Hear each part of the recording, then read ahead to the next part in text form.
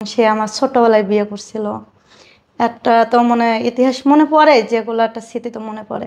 সে আমার কিভাবে সংসার গড়াতে হয় সে শিখাই দিচ্ছিল, বাট এই হচ্ছিল এরকম কিছু মনে পড়ে না তা তো না। অন্য কারণ বলতে আমার তো আর কোনো কারণ নেই, মেয়েদের তো দোষের জন্য চলে যায়, হাজব্যান্ড ভালোবাসে না বাট করতে দেয় না, এই কারণে যে স্বামী স্ত্রী যে মিলনটা এটার জন্য চলে যায়। তা আমার তো ওই দিক থেকে কোনো ঘাটতি নাই। এখন তার কোন ঘাটতিটা ছিল, এখন আমার কাছে মনে হয় টাকার ঘাটতি, এটাই। আচ্ছা স্বপ্ন আপু, জি। এখানে তো ভিডিও করতে আসে যাদের জীবনে অনেক কষ্ট দুঃখ, সেই গল্পটাই শোনাতে আসে। আপনার জীবনে এমন কি ঘটেছে সেই কথাগুলোই আমাদের দর্শকদের শোনাবেন। হ্যাঁ, আমার জীবনেও কষ্ট আছে বলে আমি আইসি ক্যামেরার সামনে। আমার কষ্টটা বলতে, আমার ছোটোবেলায় আম্মু মারা যায়, বাবা ছিল। 11 বছর আমার বিয়ে দেয়। তারপর আমি 2 বছর অনেক সুন্দর সংসার করছি।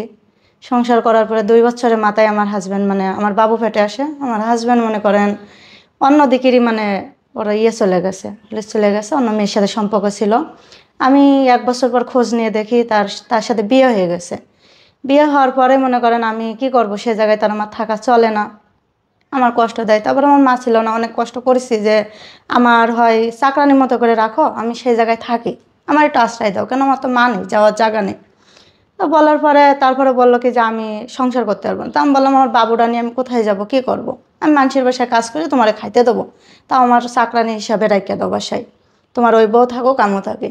তা আমার হাজব্যান্ড আমার রাখি নাই। পরে যেভাবে হোক সেই মেয়ে কইছিল, টাকার লোভ দেখাইছে, দেখাইছে, দেখানোর পরে সে আমার জীবনতে চলে যায়, আমি ডিভোর্স দিয়ে দিই। যখন দেখছি 2 বছর অপেক্ষা করছি হাজব্যান্ডের জন্য, মেয়েটার বয়সও বাড়ছে, অপেক্ষা করছি, করার পরে আর আমার জীবনে আসি নাই। পরে আমি পরবর্তীতে ডিভোর্স দিয়ে দিই তার। এই যে এত কম বয়সে কেন আপনার বাবা মা বিয়ে? বাবা বিয়ে দেয়, মনে করেন আমার আর একটা বোন ছিল, সেই বোনটার বিয়ে হয়ে যায়। পরে আমার তো আম্মু নাই, সৎ আম্মু, সে তো দেখতে পারে না, খোঁজ নেয় না ঠিক মতন, এই কারণে বাবা বিয়ে দিয়ে দেয় দেখে শুনে। এই যে এত কম বয়সে কি তখন আপনি বুঝতেন বিয়ের আমি কি সংসার জিনিস? কি জিনিস এটাই বুঝতাম না, কিন্তু সে আমার শেখাইছিল সংসার কি জিনিস, আমার সে সব কিছু বুঝাই নিছিল, নিয়ে সেই আবার আমার হাত ছেড়ে দেয়, এটাই ভাই। যখন আপনার স্কুলে যাওয়ার বয়স, জি। সেই সময়ই আপনার বিয়ে হয়ে যায়। জি।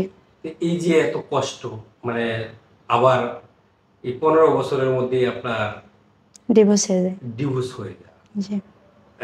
একটা মেয়ে 15 বছর বয়সেও কিন্তু বিয়ে দেওয়ার সময় হয় না। হুম। তো সেই জায়গায় আপনার ডিভোর্স হয়ে যায়। জি। মানে স্বামী কি জিনিস আপনার বুঝতে?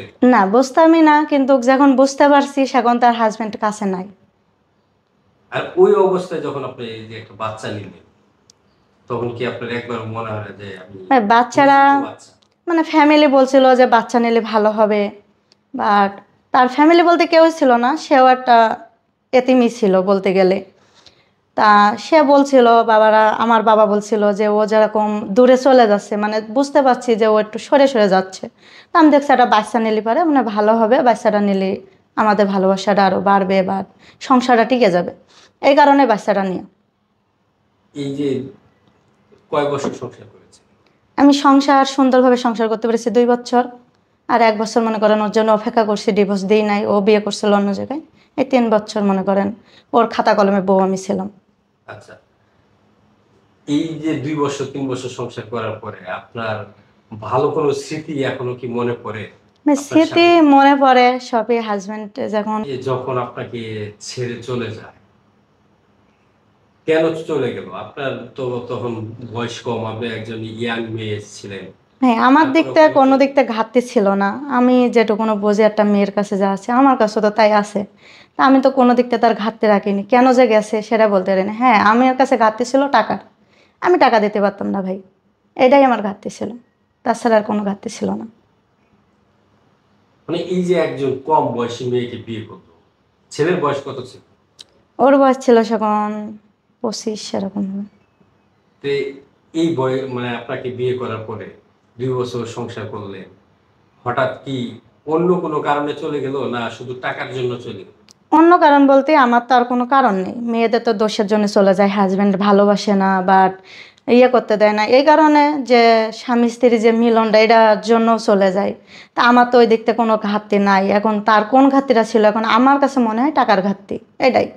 কেন তার টাকা যখন চাইতো আমি দিতে পারতাম না, সে বলতো যে এটা লাগবে ওটা লাগবে। আমার বাপ তো মনে করেন বিয়ের শাদী বলে মা মরে গেলে বাপে যায় তা ওই। তো আমার বাপ তো সেম এটাই হয়ে গেছে। আমার যখন আম্মু মারা যায় সেখন আমার 9 মাস বয়স। পরে আমার বাবা যখন বিয়ে করে সেখন আমার বয়স ছিল মাত্র 8 বছর বয়স। আমার বাবাও অপেক্ষা করছে যে না বিয়ে করবো না, মেয়েটা বড় করি। পরবর্তী যখন বিয়ে করে বাপ তো পর হয়ে যায়। পর হয়ে যাওয়ার পরে এই বিয়ের সাথে দিয়ে দিল। এরকমই মনে করেন আমার সেম বলা হয়েছে। আপনার স্বামী কি করতো? আমার হাজব্যান্ড ভ্যান চালাতো। ভ্যান চালাতো। জি, ভ্যান চালাতে একদিন যেত, 4 দিন যেত না, এরকমভাবে। আমি তার পাশাপাশি আমি কাজ করতাম, ও থাকতো। এই যে আপনাদের ডিভোর্স হয়েছে কতদিন? আমার ডিভোর্স হয়েছে পুরা 2 বছর হয়ে যাচ্ছে। 2 বছর। জি, এখন আপনার বয়স কত? আমার বয়স চলছে এই 20। 20 বছর। 20 পড়েছে, মানে এখনো পড়াপড়ি মাঝে মানে পড়ে নাই। 2006 আমার জন্ম তারিখ। 2006-এ জন্ম, জি, তাহলে তো 19 বছর। 19। আচ্ছা, তো এই যে 19 বছরে আপনি একজন ডিভোর্সি নারী হয়েছে, জি, আপনার কি বাচ্চা? আমার মেয়ে বাচ্চা। তার বয়স কত? ওর বয়স এই 2 বছর 5 মাস চলছে। আচ্ছা, তো এই যে এই বাচ্চাটাকে নিয়ে এখন কিভাবে আপনার সংসারটা চলতেছে? সংসারটা চলছে, আমি ঢাকায় থাকি। আমাদের বাসা তো বগুড়া। আমি ঢাকায় থাকি, এই জায়গায় আমার বাসা বাড়িতে কাজ করি। মানে বাসা বাড়িতে কাজ জি, করে আপনার, জি। এই যখন আপনি বাসা বাড়িতে কাজে যান, বাচ্চাকে সঙ্গে নিয়ে যান? না, আমার ছোটবেলায় তো আমার আন্টি আমারে পালছে। আমার আন্টি আছে, মানে আমার মায়ের বোন। তার কাছে আমার মেয়েটা থুয়ে যায়। আমার আন্টির বলতেও কেউ নেই, আমার আঙ্কেল মারা গেছে, আমার আন্টি আমার কাছে থাকে। তার কাছে থুয়ে আমি কাজে যাই। এই যে আপনার তো বয়স কম, মাত্র 19 বছর। এখনকার মেয়েরা 19 বছরে বিয়েই হয়। তো সেই জায়গায় আপনি ডিভোর্স হয়েছেন, আপনার একটা বাচ্চা আছে, এই যে বাকি জীবনটা আপনার কিভাবে চলবে? ভাই বাকি জীবনটা কিভাবে চলবে, এই কারণেই তো ক্যামেরার সামনে আসা, যে আমার মতন অসহায় মেয়ে যাতে কেউ নিতে পারে, মানে আমার বাচ্চারা সদ্য যাতে দায়িত্ব নেয়। এই কারণেই তো আসা ভাই, যে এইভাবে তো সারা জীবন কাটাতে পারবো না একা একা। আপনার কি বিয়ের কোনো অফার টফার আসছে কিনা? না ভাই, এরকম কোনো অফার আসি নাই। বাট আইছিল, আমার আন্টির সাথে বলছিল, তারা হলো যৌতুক চাই। তার যৌতুক আমি কোথায় পাবো? অনেকে তো এই প্রেম করে। না ভাই, এরকম কিছু হয়নি আমার সাথে। আপনার জীবনে কখনো প্রেম আসছে? না, আমার বাচ্চারা নিয়েই মানে একটা ইয়ে ছিল, সেই জন্য আর সেদিকের আর নজর নাই। বাট এদিকের কেউই নাই। লেখাপড়া কি করেছেন? লেখাপড়া ক্লাস 3 পর্যন্ত পড়েছি। লেখাপড়া করা যখন বয়স, এখনই তো বিয়ে দিয়ে দিয়েছে, লেখাপড়া আর করবো কি? আপনার সাথে যদি কেউ এই ভিডিওটা দেখে হুম। প্রেম প্রেম অথবা আপনার দায়িত্ব নিতে চায়, আপনি কি করবেন? যে প্রেম কি জিনিস, ভালোবাসা কি জিনিস, সেটা তো আমি এখনো বুঝাই উঠতে পারি নাই, বাট বোঝাতে আমার কেউ পারি নাই। যদি সেরকম যদি হয় তো অবশ্যই করবো, যাতে আমার দেখে, মানে আমার ক্যামেরার সামনে যদি দেখে, বাট হলো আমার সব কিছু যায় নেই পরিস্থিতির, তাহলে অবশ্যই করবো। যাতে আমার সব কিছু মেনে নিয়ে, যাতে সে করতে চায়, ভালোবাসা এ করতে চায়, তাহলে। আপনাকে যে ভালোবাসা করবে, কিভাবে করবে? আপনার সাথে যোগাযোগের কোনো ব্যবস্থা ভাই আছে? আমার ফোন নাম্বার আছে, আমার একটা বাটন ফোন আছে, ঠিক আছে, বাটন ফোনে যোগাযোগ করতে পারবে। আর তার মধ্যে আর একটা কথা মিস গেছে ভাই আমার। আমি এই জায়গায় ভুল করে ফেলেছি। আমার যখন বিয়ে যখন দেয়, সেখন আমার 13 বছর কি 14 বছর বয়স ছিল। আমি অনেক ভুলের ভিতরে বলে ফেলেছি। দর্শক, ভুল ত্রুটি ক্ষমা সুন্দর দৃষ্টিতে দেখবেন। আসলে 11 বছরের একটা মেয়েকে বিয়ে দেওয়াটা আসলে খুবই কষ্টের এবং দুঃখের। হয়তো সে ভুল করে ফেলেছে, সংশোধন করে নেবে। আচ্ছা আপু, আপনার নাম্বারটা দিলে অনেক ভালো মানুষও দেখবে, অনেক খারাপ মানুষও দেখবে। জি, আপনি কি নাম্বারটা দিতে চান? জি, অবশ্যই। ভালো মানুষ খারাপ বলতে তো সবাই আছে, ভালো মন্দ বলতে জিনিসটা আছে। তা সেটা তো মনে করেন আমি বলবো তাদের জন্য, যে খারাপ উদ্দেশ্য কেউ আমারে ফোন দিবেন না। যাতে আমার বাচ্চারার মুখ পান তাকায়, আমার মুখ পান তাকায়, যাতে আপনাদের মনে করেন যদি কোনো হেল্প সহযোগ করতে ইচ্ছা করে করবেন, আর যাতে আমার মনের মানুষ করাতে ইচ্ছা করে সেটা করবেন। আর আমি মেন চাই ভালোবাসার একটা মানুষ, মনের একটা মানুষ। আমার কাছে কেউ খারাপ বলতে কেউ আমারে ফোন দিবেন না।